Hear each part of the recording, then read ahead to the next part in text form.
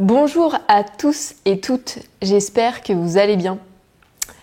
Je reviens de ma retraite divine et il y a un thème qui est revenu très très fort dont j'avais envie de vous parler aujourd'hui et qui est, je crois, vraiment d'actualité. C'est l'urgence d'incarner et d'affirmer pleinement au monde qui nous sommes.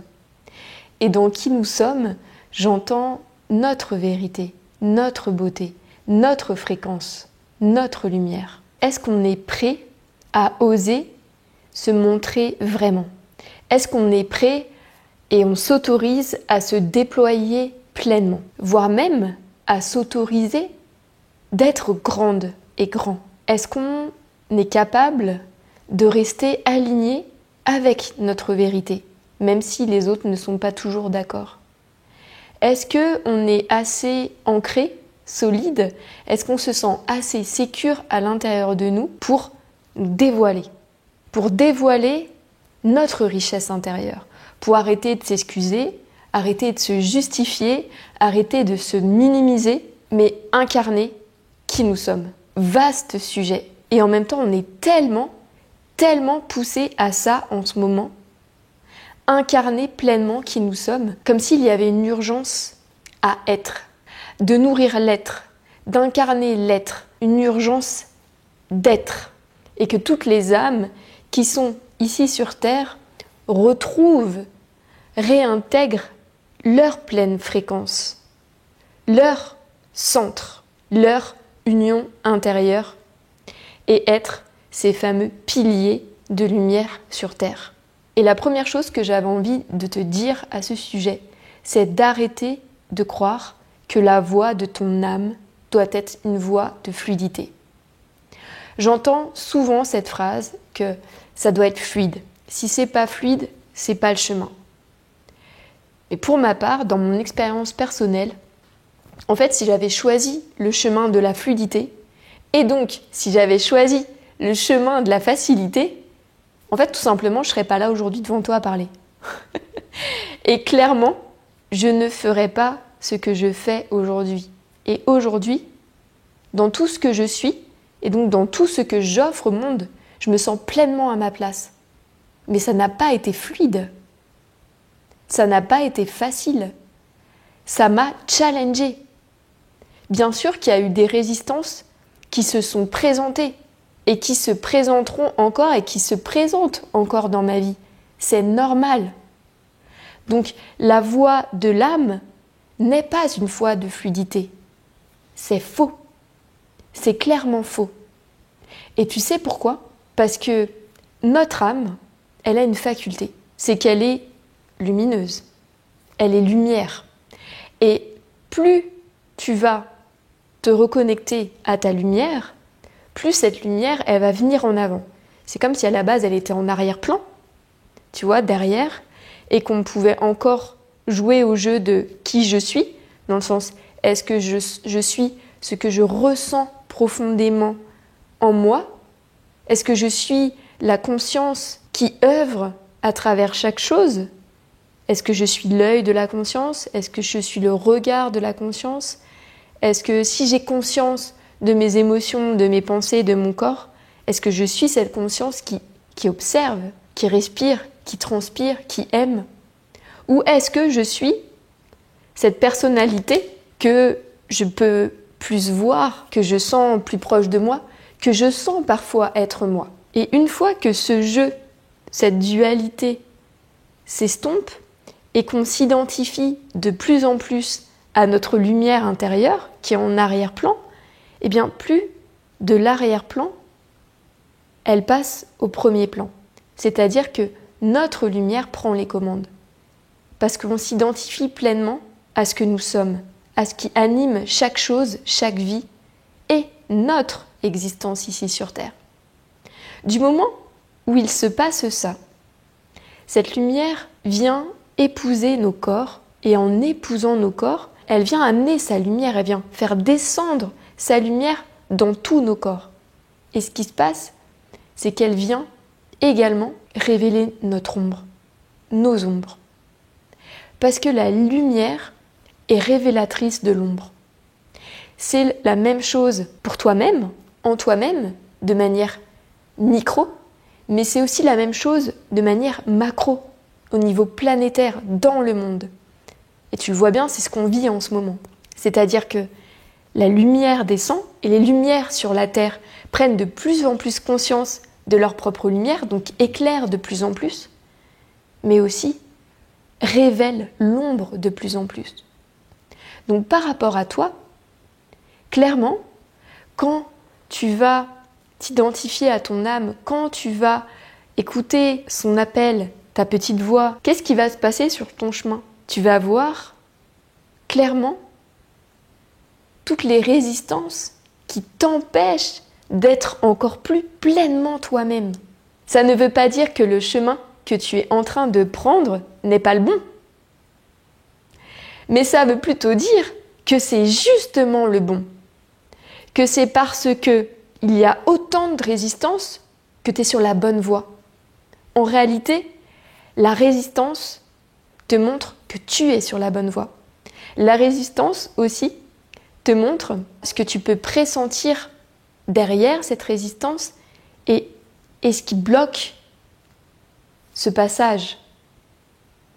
Donc, c'est pas quelque chose de négatif, c'est pas non plus quelque chose à fuir, mais c'est quelque chose qui a besoin d'être vu, reconnu, accueilli, accepté, pour plonger au cœur de la résistance, afin que se dévoile ce qu'il y a au cœur même de cette résistance.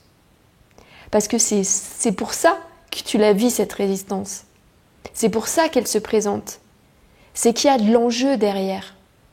C'est qu'il y a un appel derrière. Tu vois, moi, personnellement, les choses qui m'ont fait le plus trembler dans ma vie, c'est les choses dans lesquelles j'ai le plus appris, compris, transformé, transmuté, dans lesquelles j'ai plus grandi. Alors, c'était clairement pas confortable, mais qu'est-ce que c'était bon, qu'est-ce que c'était jouissif, extatique de le vivre, de le transmuter, de le transcender et de le traverser. Ça a été des énormes cadeaux mis sur mon chemin. Et ce que j'aimerais te dire aujourd'hui, c'est de voir la résistance comme une alliée, comme un cadeau qui est mis là, comme un tremplin. Un petit peu comme si, dans nos vies, on passait parfois des caps, on pourrait dire des marches, et que la résistance, c'était ce tremplin qui nous permettait de faire un bond, de faire un saut, qui nous permet de passer d'une marche à une autre. On n'est pas obligé de connaître toutes les marches, on n'est pas obligé de savoir qu'est-ce qui va se passer sur toutes les marches. C'est pas le jeu, on s'en fiche. Le seul truc qu'on sait, c'est que là, on est sur une marche qu'on connaît, sur laquelle on a fait le tour, et que on a cette impulsion à aller de l'avant. On a cette impulsion à se transformer, à changer, à grandir, à aller encore nous explorer, nous découvrir et révéler une nouvelle facette de notre cœur, de notre joyau intérieur. Eh bien, la résistance, c'est ce tremplin qui va te permettre de faire ce bond, de passer au level supérieur. Donc c'est plutôt une très bonne chose et un très bon signe pour toi quand il y a ces résistances qui se présentent dans ta vie, même si, je le reconnais, ce n'est pas des moments les plus confortables. Donc mon conseil dans ces moments, parce que c'est quand même important de s'accompagner dans ces moments de grande résistance, c'est-à-dire que notre âme va venir rayonner de plus en plus, donc on va toucher à notre profondeur intérieure, comme peut-être jamais on n'a touché auparavant, et donc on va aussi toucher à une très très grande résistance. T'imagines que la résistance que tu touches, elle est proportionnelle à la lumière que tu révèles, à la lumière qui se révèle à l'intérieur de toi. Donc plus tu révèles quelque chose de très profond, de très fort, de très grand en toi, une vérité fondamentale, essentielle, plus par principe d'aversion, tu vas venir mettre en lumière la résistance proportionnelle à cela. Donc extrêmement forte, extrêmement puissante, extrêmement limitante et bloquante pour toi. Donc effectivement, dans ces moments-là, la première chose, c'est d'avoir conscience de ce que je suis en train de te raconter, pour pouvoir prendre du recul et t'en détacher. Ne plus le prendre frontalement, personnellement, et surtout, ne pas rentrer dans le combat. Parce que l'idée, c'est d'arrêter de nourrir cette dualité à l'intérieur de nous et d'arrêter de se fuir et de se rejeter soi-même. Donc l'idée, c'est pas de combattre ta résistance et c'est pas d'être en mode combat contre cette résistance. Mais plutôt déjà de prendre conscience que c'est simplement qu'une résistance. C'est qu'une résistance. C'est rien de plus que ça. Ce n'est pas ce que tu es, ce n'est pas ce qui te fonde, ce n'est pas ce qui te constitue, ce n'est qu'une résistance. Donc, tu lâches toute forme d'identification à cette résistance. Ce n'est qu'une résistance qui se présente parce que tu es en train d'être mis sur un chemin de révélation de toi-même et qui a besoin de révéler une facette de toi et donc ça se présente. Comme c'est pas confortable, ça va venir te remuer émotionnellement et même très fortement. Parce que les choses que tu touches ne t'appartiennent pas et les choses que tu peux toucher sont de l'ordre souvent du collectif. Donc tu as la sensation que tu vas peut-être jamais y arriver. Tu as la sensation que c'est peut-être même plus gros que toi, que c'est quelque chose de très lourd, de très gros et que en fait tu vas t'écrouler face à cette résistance.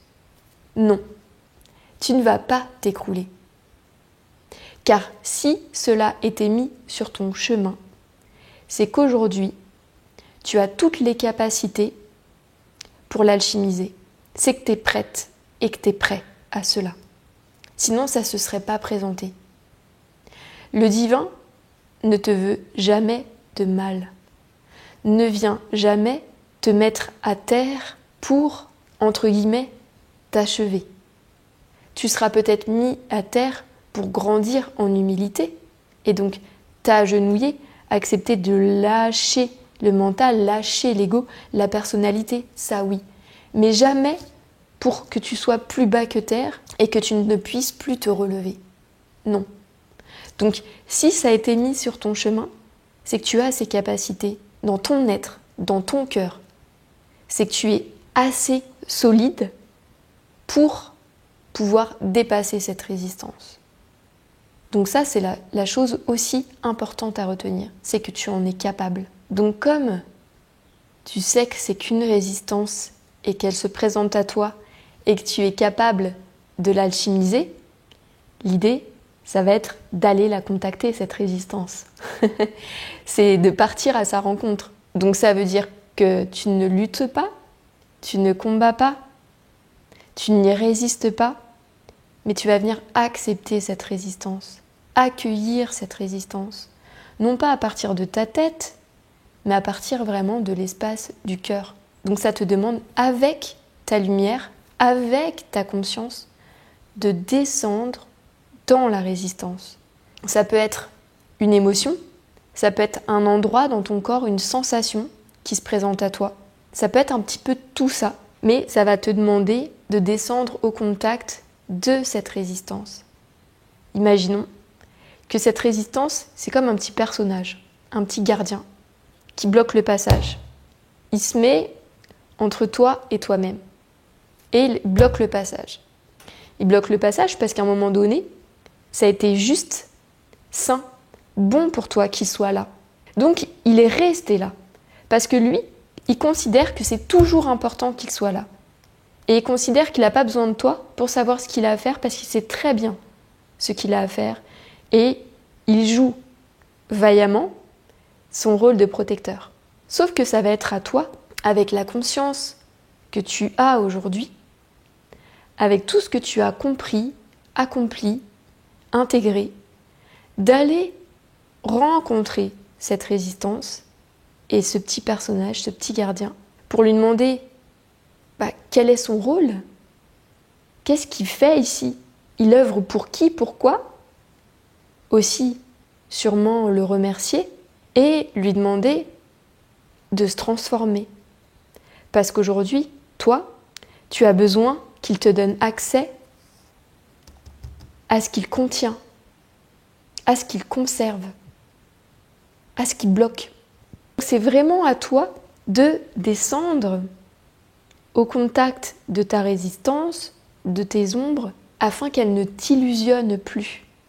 Et tu sais, parfois, cette ombre, nos ombres, on en a peur. Et en ayant peur, on a aussi peur de notre propre lumière, puisque c'est relié. On a peur de nos ombres. Qui dit avoir peur de nos ombres, c'est avoir peur aussi de révéler sa lumière. Et quand on a peur aussi de révéler sa lumière, on a peur de découvrir aussi la puissance de nos ombres et de redécouvrir nos ombres, ce qu'on a bien tapi et enfoui à l'intérieur de nous. Parce qu'on sait très bien, on connaît finalement vibratoirement, subtilement, ce principe même d'ombre et de lumière, de révélation de l'un et de l'autre. Et donc à ce moment-là, c'est vraiment à toi d'y descendre en conscience. Il n'y a que toi qui peux le faire. Tu peux le faire bien sûr seul, tu peux le faire bien sûr accompagné, mais dans tous les cas, c'est toi qui vas le faire. C'est ton pouvoir, c'est ton alchimie, c'est ton monde intérieur. Donc c'est toi qui vas descendre, contacter tes ombres. Et quand on ne contacte pas une ombre, on s'en fait toute une montagne. On crée des milliards de scénarios autour de ça. On s'invente plein d'histoires et on a l'impression que cette ombre, elle est énorme, qu'elle est extrêmement grosse. Et puis finalement, quand on décide de contacter cette ombre, plus on s'en rapproche et moins elle fait peur. On va avoir de la compassion vis-à-vis de cette ombre. Un peu comme si on découvrait une petite part de nous, qu'une partie de nous a considérée comme honteuse, pas jolie, pas belle, pas digne, impure, etc. Donc ça, c'est tout un langage mental. Mais quand on y va, quand on descend au contact, ce langage-là, il n'y est plus. On est avec le ressenti, avec la sensation. Et là, il y a quelque chose qui se pose, qui se détend, qui se dévoile, qui même se déchire intérieurement. C'est-à-dire que toutes les histoires qu'on s'est racontées avant, elles n'existent plus. On est simplement dans le ressenti de ce qui est présent dans le corps, dans les cellules, avec les charges émotionnelles présentes, cristallisées ici dans cet espace. Et on va simplement se laisser traverser. On va laisser ce petit personnage se dire, s'exprimer. On va se laisser traverser par ça. Il y a plein de manières de se laisser traverser. Tu peux le faire en méditation, en t'accompagnant plutôt d'une approche corporelle, par le mouvement ou par l'art. C'est égal. L'idée, c'est simplement de contacter cet espace bloquant, de l'accepter, de l'accueillir, de l'écouter. Et ça alchimise. Ça crée la chimie. Ce petit personnage, ce petit gardien, il va venir se transformer, se transmuter instantanément. Et là, tu vas pouvoir avoir accès à une lumière, à un potentiel insoupçonné de toi-même. Quelque chose qui était caché par ce personnage, par ce gardien, et qui aujourd'hui se dévoile. C'est comme si tu récupérais une de tes forces intérieures, une qualité, un potentiel, une énergie, et que celle-ci va venir recirculer à l'intérieur de toi. Et ça, c'est magique. Parce qu'effectivement, quand on veut se déployer vraiment, quand on sent que c'est le moment d'incarner pleinement ce que nous sommes, quand ça pousse, quand on sent que ça pousse fort, et que ces résistances apparaissent. Comme je disais tout à l'heure, on peut rester là, bloqué, et puis il n'y a rien qui se passe. C'est-à-dire qu'on va continuer de se limiter.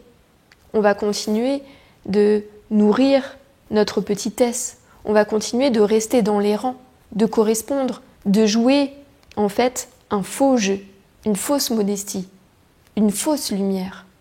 Ou bien on décide de descendre au contact de nos ombres, parce que descendre au contact de nos ombres, c'est sortir de notre propre illusion intérieure.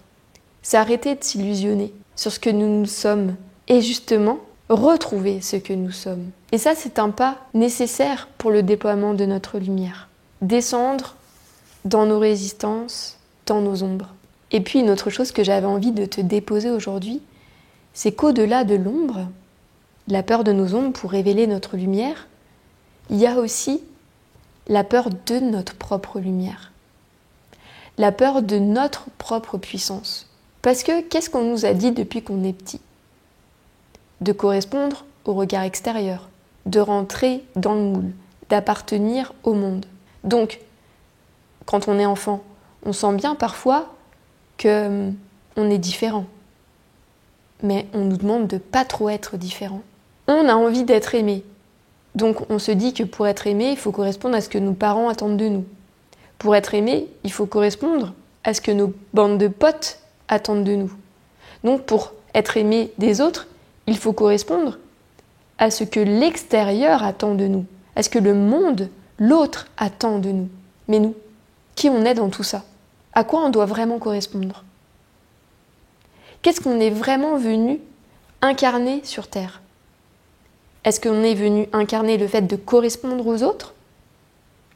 Ou est-ce qu'on est venu incarner le fait d'être dans sa fréquence d'âme, d'être pleinement dans sa lumière, recouvrer son identité originelle ? Est-ce que c'est pas ça, finalement, notre mission ici sur Terre ? Et ça, c'est pas simple.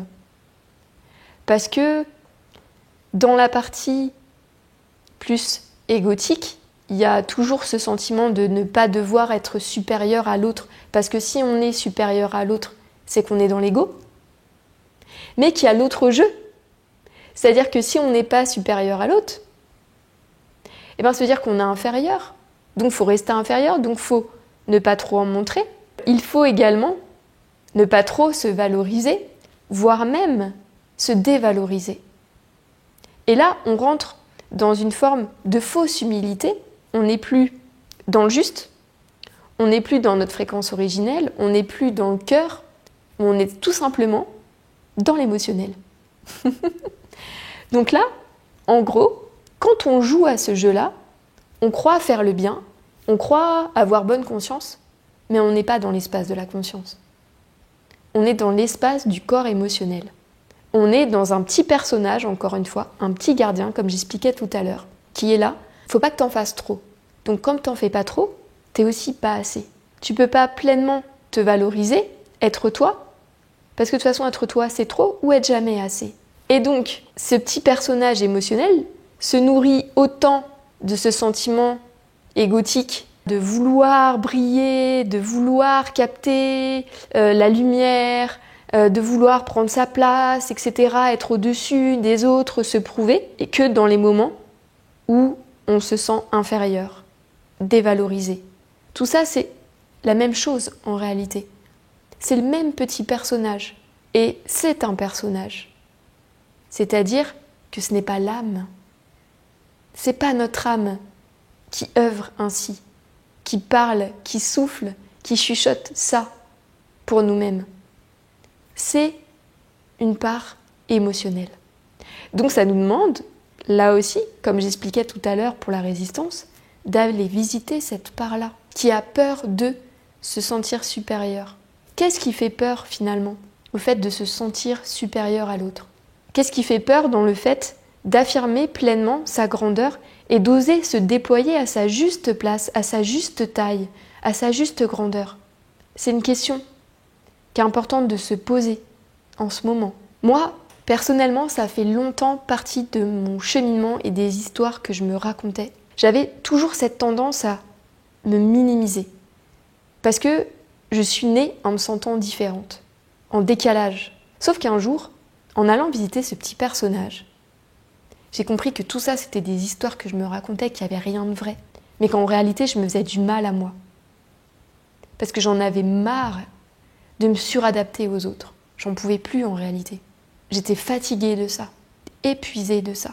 Et je me suis rendu compte, vraiment, que quand je me déployais pleinement, et que je m'autorisais à me déployer pleinement, dans toute ma grandeur, dans toute ma lumière, c'était juste. Déjà, je me sentais pleinement alignée avec moi-même. Mais vraiment profondément, pleinement ancrée, ajustée, alignée, centrée. Et que ce petit personnage émotionnel qui me faisait peur, il disparaissait. Je sentais mon juste. Je sentais la justesse à l'intérieur de moi. Je sentais à quel point, et c'est vraiment une sensation, un ressenti. Donc, il n'y a plus de mots en fait, il n'y a plus d'explications, il n'y a plus rien à prouver. Quand on ressent ça à l'intérieur, en fait, c'est ok d'être dans sa juste grandeur. C'est ok d'incarner pleinement sa lumière. Parce que je me rendais compte qu'il n'y avait rien d'écrasant vis-à-vis des autres. Mais alors absolument pas. Tout ça, c'était un délire que je m'étais raconté. Au contraire, en réalité. C'est que ça permettait à tous les autres de s'y autoriser eux aussi. Parce qu'il faut bien comprendre, et ça, c'est pas toujours intégré non plus, que l'autre, c'est moi, et que moi, c'est l'autre. Qu'il n'y a pas de séparation entre nous. Et que quand toi, tu t'y autorises, tu permets aux autres de s'y autoriser. Quand toi, tu transmutes, tu permets aux autres de transmuter. Et c'est ça qui fait toute la richesse du collectif, de l'humanité, mais aussi, j'ai envie de dire, des rencontres en collectif. Quand on va dans un stage, une rencontre, etc., et qu'on est plusieurs, tout ce que l'un transmute, c'est fait pour l'autre. Tout ce que l'un arrive à déployer, c'est fait aussi pour l'autre. On est une grande famille. Et il y a toujours certaines personnes qui ouvrent la voie dans une famille, sur certains aspects, sur certaines forces, certaines qualités. Eh bien, imagine que toi, tu ouvres la voie par rapport à qui tu es, à ta singularité, à ton unicité. C'est ta contribution au monde. Il n'y a personne d'autre au monde qui contribue comme toi, tu contribues, parce que tu es unique. Tu es l'unique dans le un, dans le tout. Et c'est cette unicité que le monde a besoin que tu révèles. Alors j'ai envie de dire, go, go, vas-y, déploie-toi.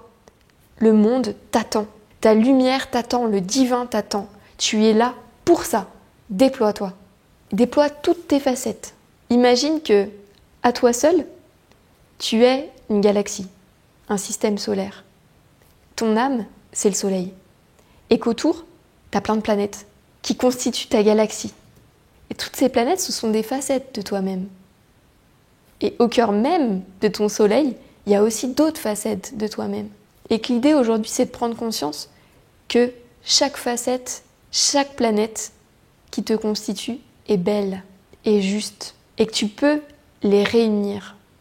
Tu peux enfin les unir, unir toutes les parts de toi-même. Que tout ça, c'est ce qui fait ta beauté d'être, ta puissance d'être, et que tu n'as plus besoin d'en rejeter, d'en mettre de côté. Et que tu peux tout inclure, tout unir, tout réunir, tout aimer, tout embrasser. Parce que chaque planète vient révéler ton soleil. La planète du corps vient révéler ton soleil. Ta planète famille, ton histoire vient révéler ton soleil. Ta planète enfant intérieur vient révéler ton soleil. Ta planète adolescente intérieure vient révéler ton soleil. L'archétype de la mère en toi vient révéler ton soleil. L'amante, la jeune fille, tout est juste et vient révéler ton soleil, ta véritable nature. Alors tu peux jouir de toutes tes facettes, danser avec toutes tes facettes et prendre soin de toutes tes facettes également, sur tous les plans de ton être, pour te reconnecter à ta fréquence originelle, à ton identité originelle. Donc la dernière petite chose que j'avais envie de te proposer, c'est de faire un grand mapping sur une feuille avec toi, ton âme, ta fréquence, ton soleil et toutes tes différentes planètes. Comme si tu te déposais tous tes corps. Par exemple, ton corps physique, ton corps émotionnel, ton corps mental et ton cœur. Ou ça peut être aussi tes facettes. Ton enfant intérieur, ton adolescente intérieure, la mère, l'entrepreneur, etc., etc. Tu déposes tout. Et ici, tu viens dessiner, écrire comment tu peux prendre soin de ta fréquence, de ta lumière. Comment tu peux prendre soin de tout ce qui te constitue. Qu'est-ce qui nourrit? Comment tu peux nourrir? Comment tu peux aimer? comment tu peux choyer et comment tu peux encore plus révéler. Avant de faire ce dessin, prends simplement le temps de déjà ne pas être dérangé et puis de te centrer sur ta fréquence, ta lumière, pour te laisser inspirer. Je te souhaite de belles révélations et un magnifique déploiement de toi-même.